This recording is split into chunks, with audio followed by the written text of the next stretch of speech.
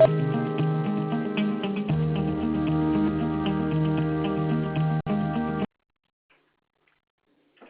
everyone, and welcome to today's Fairfield County's live webinar on hiring your first employee. I'm Bob Hogan, the webinar coordinator and a business mentor here at SCORE Fairfield County. I'll be your moderator. Our speaker today is Bill Gottlin, and I'll talk more about Bill in just a moment. But first, some brief information on SCORE. SCORE is a national organization with 320 offices across the country and over 11,000 volunteers. Here in SCORE Fairfield County, we have over 100 volunteers with a wide range of industry, process, and subject matter expertise. And we offer 3 primary value-added services to small business owners. We offer one-on-one counseling, either face-to-face, by telephone, email, or Skype. We offer a wide range of educational workshops and webinars, about 150 per year. And we also offer extensive resources on our website, including a network of subject experts at your disposal there. Our next webinar will be in early June, on Tuesday, June 6th, when Cliff Enico will present real-world time management. And you can look for the specifics of that on our website, which is fairfieldcounty.score.org. Today's webinar will stop sharply at 1 p.m., so we respect your time. The conference is being recorded, and the link to the recording and the slide materials will be available on our website, fairfieldcounty.score.org, within the next day or two. We've set aside time for question and answer at the end of the discussion today. If you have a question, please use the chat feature at any time during the presentation. It's in the lower left-hand side of your screen. So again, you can put those questions in as we go along today, but we will get to them before the end of the session. It's now my pleasure to introduce our speaker, Bill Gottlin. Bill is the founder of Aspire HR Consulting, and Bill helps small and mid-sized companies with their HR challenges, including hiring the right people and setting company rules and policies. Prior to founding Aspire HR Consulting, Bill worked for over 20 years with large and small companies in a range of senior HR positions. So I'll now turn it over to Bill. Bill, it's all yours. Oh, thank you, Bob. Hi, everybody. Thanks for joining in. I'm Bill Gottlin, and before I start, I want to thank Bob and everyone at SCORE for inviting me to talk today. Many small businesses use SCORE's valuable services, and this webinar series, I think, is just one of them. They have many great events. So let's jump right in to the topic for today, which is hiring your first employee. And I am going to talk and also go through some slides as well. So first of all, if you're here, you're either about to hire your first employee, or maybe you already have a few employees and you're looking to grow. I think these principles are equally valid either way, but of course, I'm going to start from the beginning and take you through the process. So we'll start with the most frequently asked question, which is, what do I do now? This is something I have heard feedback from SCORE counselors as well, and no shame in asking this question in particular, because most small businesses, of course, the owners start with a strength, probably in a great product or service idea. They have some core strengths in sales and marketing. But all the details of hiring employees are somewhere down the list, and I understand that most owners are not HR experts. So some are pretty good at it, I must say. So today we're going to go over just a checklist to successfully hire your first or subsequent employees. And I have put 8 items on the list. These steps are practical and proven ways to successfully hire employees, and we're going to go down the list in turn. And let's start with the first one, which is plan to grow. And to me, this is one of the more interesting and fun items on the list. It requires a little bit of strategic planning, but although that phrase may sound a little daunting, I think we could make it a very simple process. And what this entails is I'd like you to let's say you're the only employee, or again, if you only have a few employees that want to grow, create an organizational chart. Now, the organizational chart you see on the screen is like everyone, boxes interconnected with you at the top, the CEO, president, founder, and a series of boxes underneath, which might be things such as controller, marketing manager, head of operations, etc. Going all the way down, AR clerk, shipping clerk, etc. All right.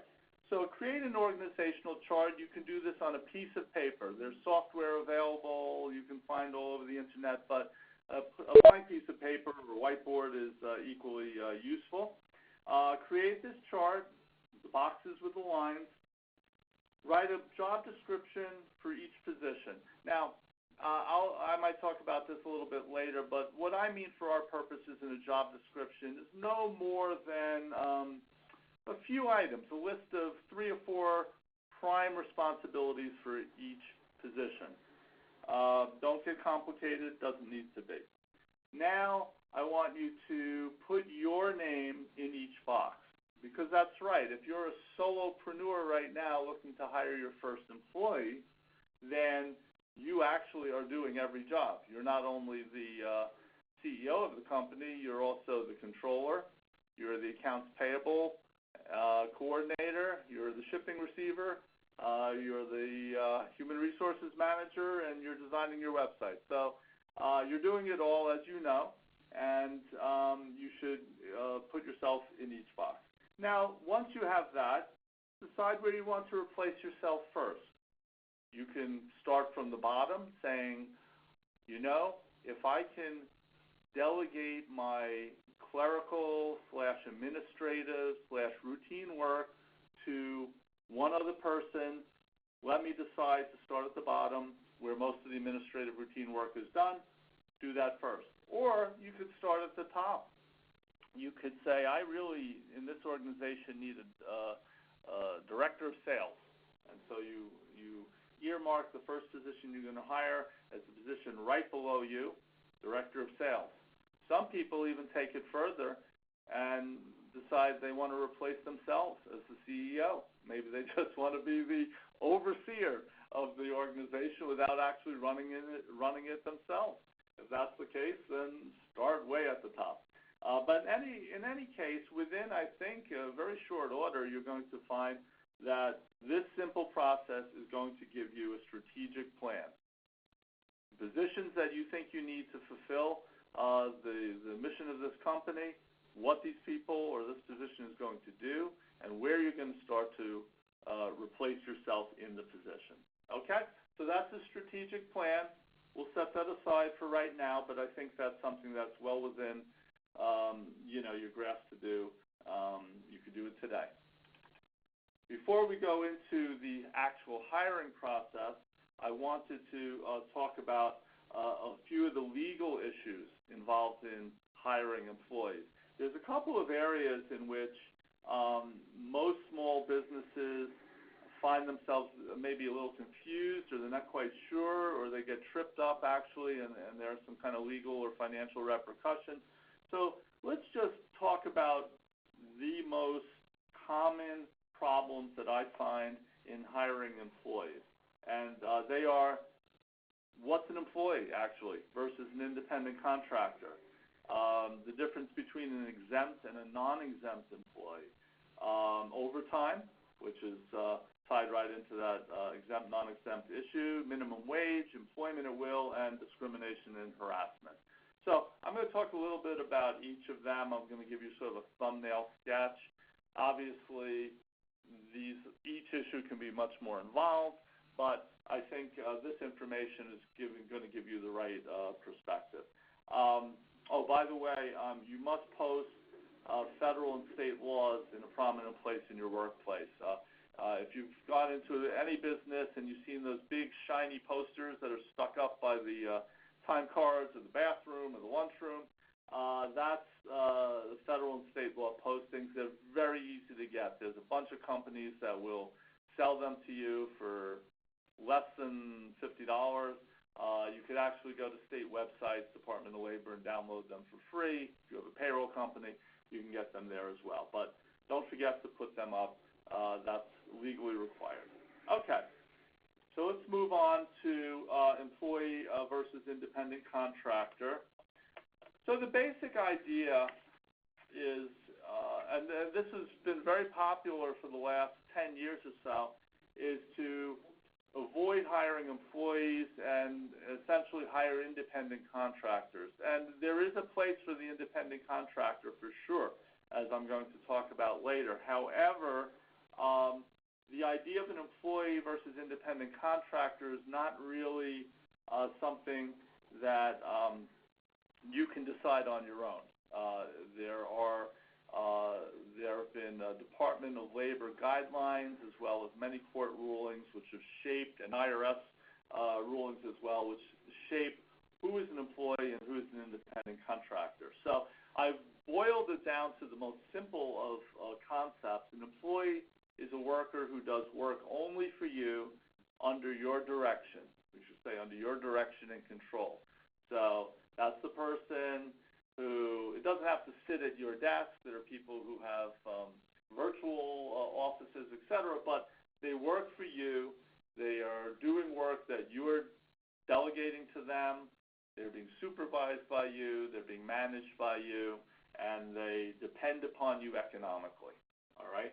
The independent contractor, on the other hand, has their own business, does the work according to their own methods, and is responsible only for the final product or result. So an independent contractor may be a web designer, let's say, who you tell them what you want. That doesn't mean you say, oh, you have carte blanche to do anything you want. You, of course, talk to them and give them their concepts, but once they have the idea from you, they do the work according to their own methods and is responsible for just giving you the final result, and then they invoice you and you pay them.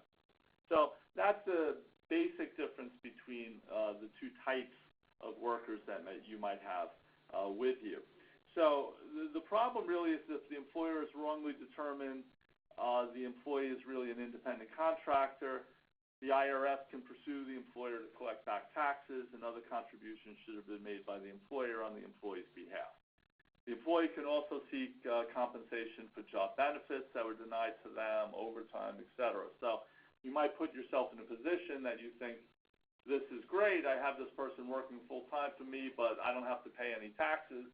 That's their issue, but it can catch up to you as well if they're classified wrongly. Okay, let's move on quickly then to the next slide, which is the exempt versus the non-exempt employee.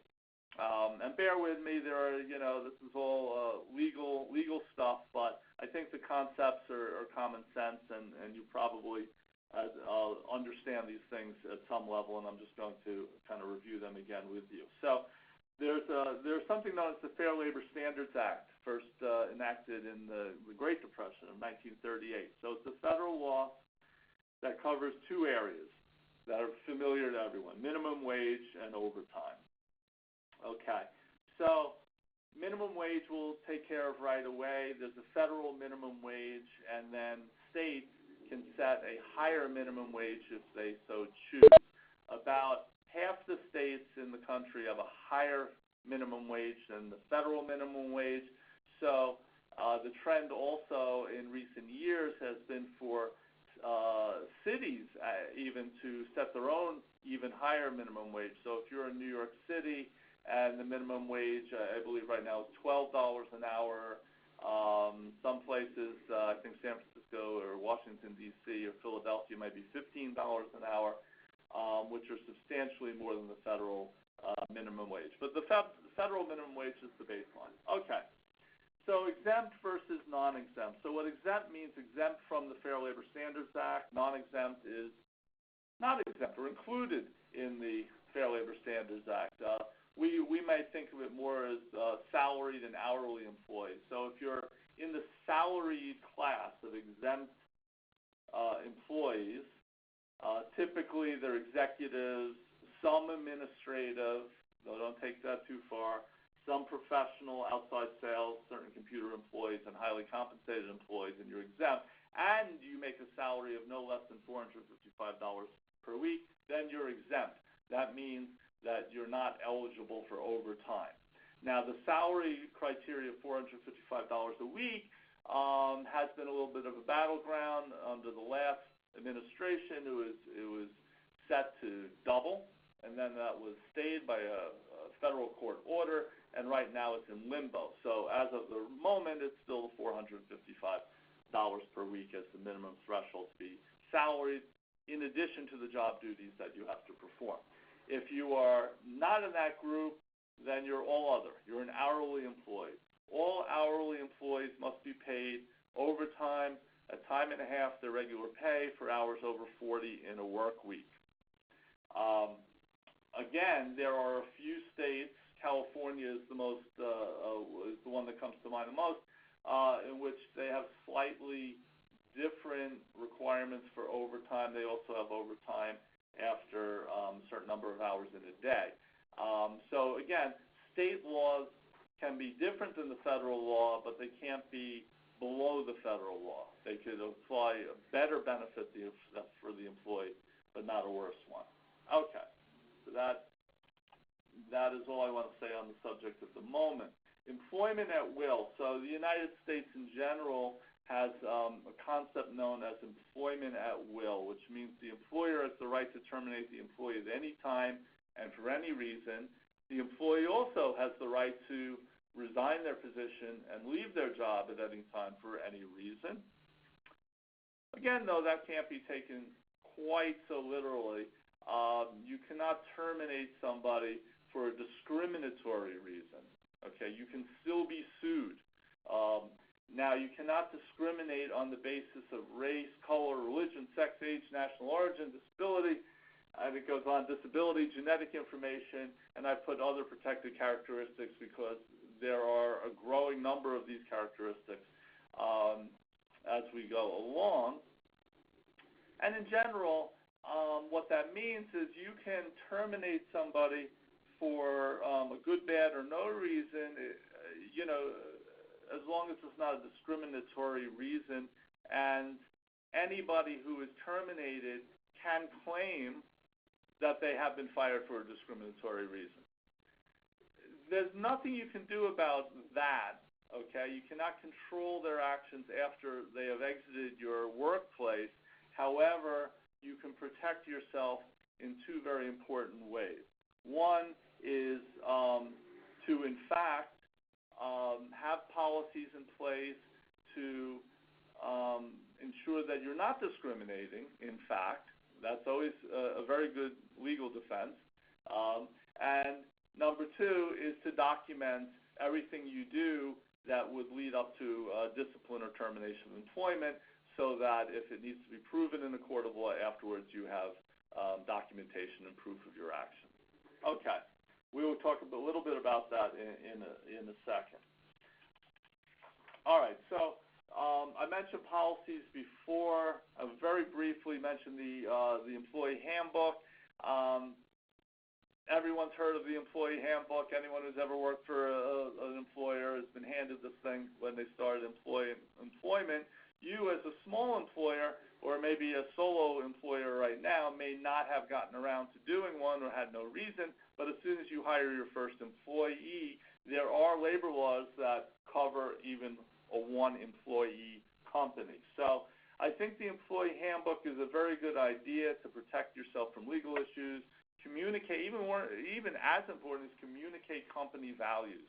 A handbook does not have to be a deadly dull 50-page tome of legalese. I've seen really, really cool handbooks with a lot of graphics that are 10 pages, 15 pages, and cover all the basics, all the legal protections, and also communicate company values. So, I advise anybody who is an employer to have one made for them. You'll have your standard policies and, importantly, the acknowledgement form, another legal protection.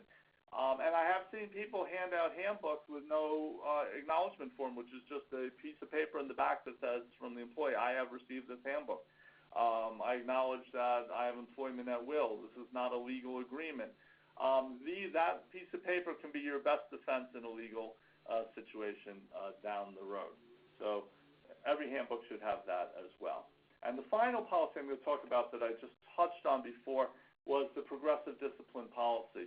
If you're in trouble with, if not in trouble, but if you feel that an employee is not the right fit for the company and you're going to discharge them, you should have a step-by-step policy of how you're going to handle it, and everything should be documented in writing and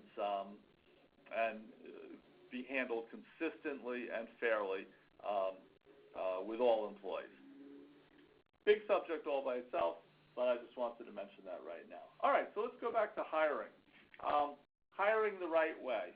All right, there's a couple of steps in the hiring process. I think of hiring as a system, a checklist, and if you go follow the right steps, do things in the right order, you're going to get consistently good results. I find most hiring failures, which means hiring the wrong employee, which is costing you time and money, which then leads to terminating that employer and going through the whole process again, all that frustration, can really be cut down to a minimum if you just have the right system in the first place. So let's talk about this a little bit. All right, so I mentioned slide number 2, I think, or number 4 is to write a job description. What are the duties and the responsibilities? A job description, again, you can find online lots of downloadable job descriptions. Some of them are massively long, 3-4 pages. A good job description could be a half a page that says what are the duties, responsibilities, what are the outcomes that you're seeking from this job, and leave it at that. Commit to a salary range. It should be competitive with the market. I go on sites such as Indeed.com has a very good salary site. Salary.com, pretty good, used to be better, but still useful. You could even go on Help Wanted ads and see what other employers are offering. Some employers do post the salaries on their Help Wanted ads, and try to get a feel for a salary range. It should be competitive with the market. Obviously, when you're starting, you don't want to overpay for a position, but you should be realistic about it, because in a competitive economy, especially nowadays, the unemployment rate is, I think, 4.5%. Candidates for jobs do have options, and so you need to be competitive. Salary is not the only thing which is going to draw a candidate to your company, of course. Salary is only one part of it. People like to work for an employer who has a mission and a purpose that they want to be part of. They want to be excited by their job. There are a variety of things, but salary has to be reasonable and competitive in order to attract candidates. Next, write an attractive ad. For advertisements, I think the biggest failing I see is that frankly, because you can write as much as you want nowadays on an online job posting board, most employers do. And the job postings are extremely long and repetitive and boring. Answer this question first. What is in it for the applicant? Why should they work there? Put your marketing hat on. Think of the candidate as a potential customer that you want for your company. How are you going to tell this person that they should be interested in you? I know it's flipping it a little bit. It's not just saying we need people with XYZ experience and, send your resume, and we need someone who's sharp, articulate, thorough, trustworthy, blah, blah, blah, blah, blah. Everyone will think they're that. What's in it for the applicant? Why should they work there? Think more towards marketing, okay? Where to put it? I mentioned Indeed.com, LinkedIn, Craigslist, still decent, Monster, specialty boards. There is a job board for every job under the sun. Professional sites, schools, everyone has a site. 2 or 3, posting on 2 or 3 sites at the most will get you everything you need, I think, in terms of candidates. I also recommend an employment application form when people come in for an interview, only because it standardizes information. You know, there's no laws about what needs to be put on a resume, so sometimes information that you need is not there. So that's something that I would also recommend. All right, so assuming that you're able to attract candidates, you're going to at some point sit down and interview them. When you're interviewing them, an interview is a conversation with a purpose, okay? Because it's a conversation, you see, most problems in the interview process start because people get the first part, it's a conversation. They don't get the second part, is it has a purpose. So therefore, most interviewing issues come up with the lack of preparation. It's easy to talk to somebody, but you have to guide the conversation in a certain way to find out what you need to in order to make the correct decision on what to hire, who to hire. So when you're interviewing, the big three is you want to find out the person's skills, you want to find out their motivation, and number three, you want to find out, will they fit with your company? In order to do that, you need to prepare questions in advance. I believe that the behavioral interview questions are best. Behavioral interview questions, simply put, is past behavior predicts future behavior, okay? So if you ask questions that are open-ended and designed to elicit specific examples of actions that the person has taken in the past and what the result of those actions were, you are going to get much better answers and understand your candidate better than if you ask questions that have yes or no answers. Are you a hard worker? Yes. Have you found out anything about the candidate? No. Okay? Instead of saying something like, tell me a situation with your past employer in which you had to work extra hours in order to get a project done. Let me know what the project was. Tell me what the steps were in the project. Who did you get help from, and what was the outcome? You will get a much better answer, and you will be able to understand. If you don't get everything you want, then we use the phrase peel the onion, right? Pull back, ask another question until you really understand that they're talking about something they understand, they've done, the outcome. Now, not all outcomes are going to be successful outcomes, and that's fine too. You're not looking for a super person who is totally successful in everything they've ever done. People learn from failures too, and I sometimes like to hear something where they said, I did this and this and this and this, and the outcome was we lost the account. Well, that can be okay, because what they learn from that, find out. You might find you really like them depending on how they've adapted to the situation. Okay. Finally, I would like to talk about a few other tips in the interviewing process, which are the atmosphere is, remember, the atmosphere is an important part of the interview. When somebody walks into your office, they are getting information about who you are as an employer right from the get-go. All right? So if you have a waiting area, it should be clean. It should be nice. The pictures on the wall shouldn't be crooked. There shouldn't be 42 boxes next to the couch. I think that first impressions are important.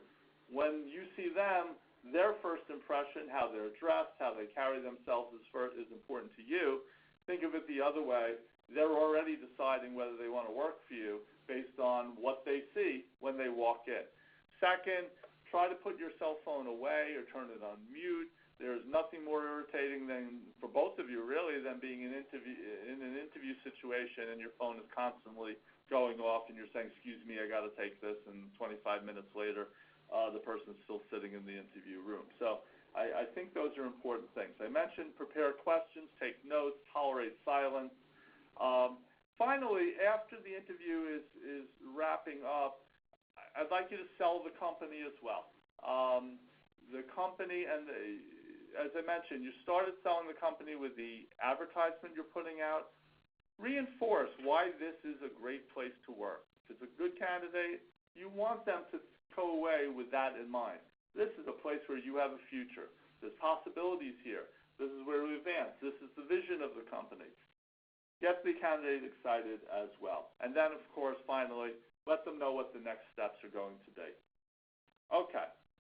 That's a very quick overview, and I know that SCORE keeps all these things online after, so you can go back and review all my slides later on. All right, finally, let's say you have hired the person. Congratulations, you have the job. They're coming in for the job, coming in for their first day. The first 30 to 60 days of employment is the critical adjustment period in which the employee is going to be part of your team, integrated into your operation, contribute to your success, or they're going to become the lonely outcast, applying for ads secretly on their lunch hour. We don't want that. So my image that I always give to people is, imagine you're a high school student. It's your first day of your freshman year. You know how you felt when you walked into that high school, from being the king or queen of middle school to being the low person on the totem pole in high school? That is how your employee feels. They do not know where their desk is, where the bathroom is. They don't have any friends. They don't know what they're doing. And no matter what you told them before, they've forgotten all of it. All right? So you do need to take them figuratively by the hand, create an orientation and training plan, pair them. I think one of the most effective things is pair them with an experienced team member who you know is a good communicator, a good trainer, is going to take an interest with them.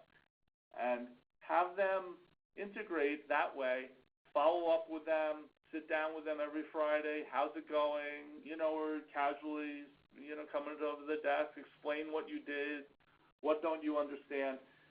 You're going to have the greatest success there because, listen, hiring people takes a lot of time. It takes some money. It is a great investment in this human being who's going to help you achieve the success you want to achieve. Don't drop the ball as soon as they walk in the door. The fun and games is only starting. So make that one of the most important parts of the whole hiring process. A few little last things. There's some paperwork that needs to be filled out, and the major things, I think, are, of course, the I-9 form, which is the eligibility to work in the United States, along with the accompanying documentation. You could download an I-9 form from the internet, Google Form I-9, and it has great instructions about what types of IDs are needed, but you do need that in case it's ever up for an audit. Of course, tax forms, payroll benefits set up if you're a payroll provider, and employee handbook. From that, you could also add company forms and that sort of thing. Okay, do that the first day, get it out of the way, move on. Okay. Finally, the subject of professional assistance.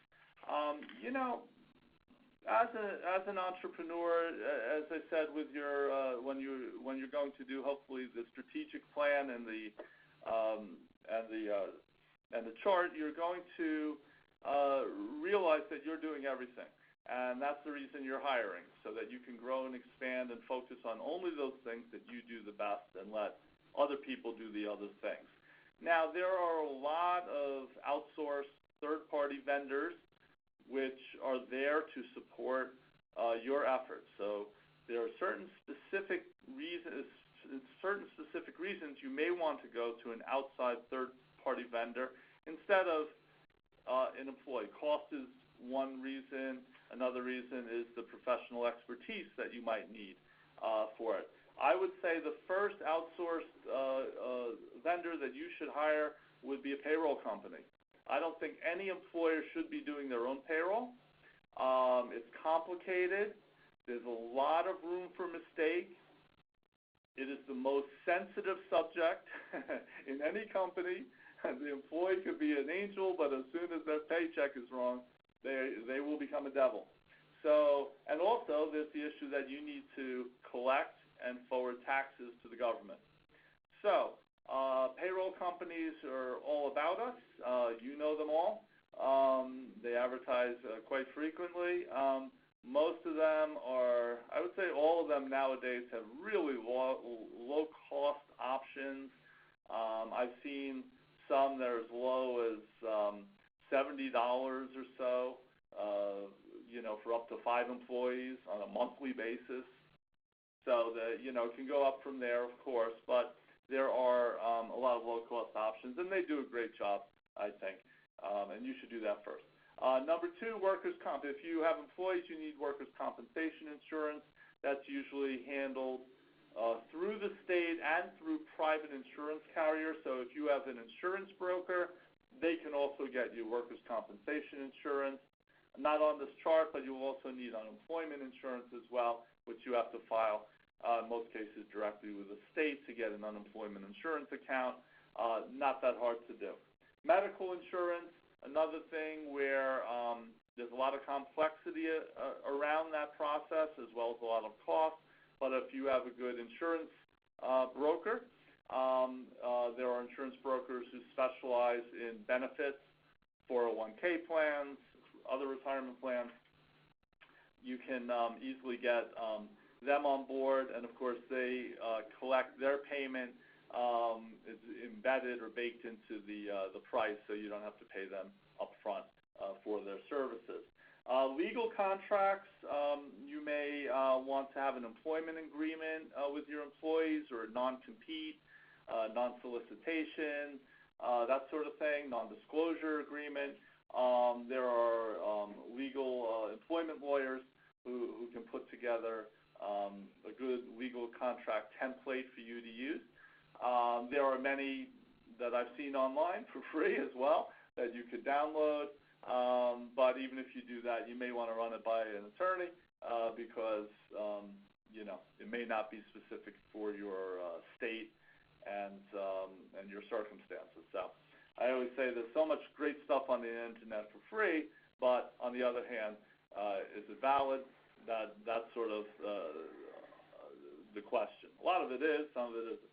Finally, HR support, something that I do, of course, is assisting employers, maybe as an outsourced HR manager, with hiring, training, compensation, benefits, policy development, handbook development, etc.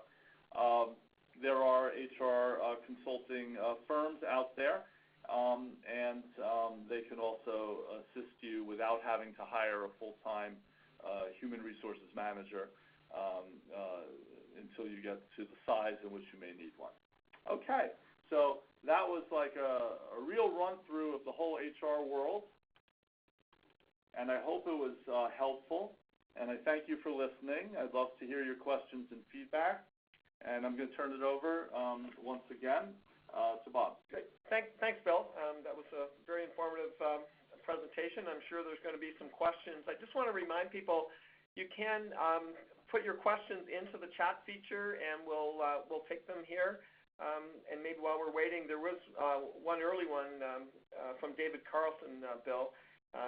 Back on one of your earlier slides, you were talking about protected characteristics, and he said it would be good to know a list of the other protected characteristics that you mentioned. So maybe just elaborate or go back to that slide. Yes, I know exactly what you are talking about, and that is, as I said, a long list that I don't have with me. Right. No. So if there's a way in which we can get that, I'd be happy to share that. But it's just long and growing. Okay, no problem. We'll just again remind you, if you have questions on any of the material that Bill covered, or something that he didn't cover within the HR or hiring area, I'm sure he'd be glad to comment on that. So.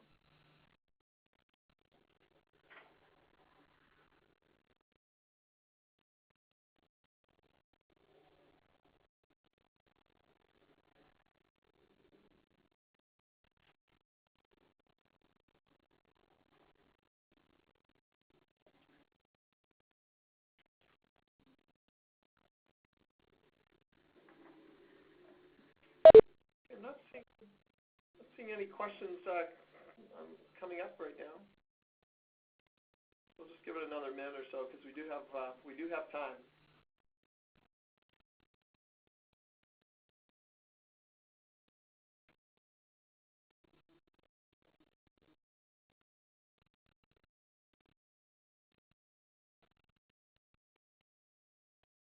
Well, Bill, I think you must have covered everything to perfection here. Thank you. We're not having a lot of questions, so maybe we'll. Nobody has any questions. We'll take time to wind it up here. And again, just a reminder of our next webinar on June the 6th with Real World Time Management with Cliff Amico. And I'd also like to remind people that after the session, you will get a questionnaire, or feedback questionnaire by email. And if you could take the time to just briefly fill that out for us, it does help us with future topics and webinars. So on behalf of SCORE, I'd like to thank everyone for attending today's live webinar, and remember to visit the fairfieldcounty.score.org website for a recording and the materials, which will be posted the next day or so. So in closing, a big thanks to our speaker, Bill Gottlin, and have a nice day, everyone. Thank you.